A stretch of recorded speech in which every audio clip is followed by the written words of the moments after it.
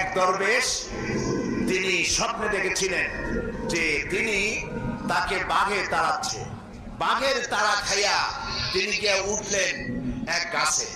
গাছের উপরে ওঠার পর একটি ডাল ধরে ঝুলে পড়েছে। তাকিয়ে দেখে যে বাঘ এসে গাছের গোড়ায় দাঁড়িয়েছে, আর ওই ডালের নিচে বিরাট কুয়া, কুয়ার মধ্যে বড় এক অজগর হা করে আছে। হঠাৎ করে টের পেল যে ডালের গোড়া কিছু যেন কাটতেছে। তাকায় দেখে একটা সাদা ইঁদুর আর একটা কালা ইঁদুর ডালটা কেটে দিচ্ছে। এই স্বপ্ন দেখে তার ঘুম ভেঙে গেল। তিনি ঘুমের থেকে জেগে আল্লাহর এক ওলির কাছে গিয়ে জিজ্ঞেস করলেন, হুজুর আমি তো এরকম একটা স্বপ্ন দেখলাম, এই স্বপ্নটা কি? ওলিউল্লাহ বললেন, দেখো এই স্বপ্নটা আসলে স্বপ্ন না, এটা বাস্তব। আর এটা তোমার একার না, এটা সারা দুনিয়ার মানুষের। বলে কিরকম? তোমার পিছনে যে বাঘে তারা ছিল, ওই বাঘটা বাঘ না, বাঘ হলো হযরতে মালাকুল মউত আজরাইল। তুমি যে গাছে উঠে ঝুলে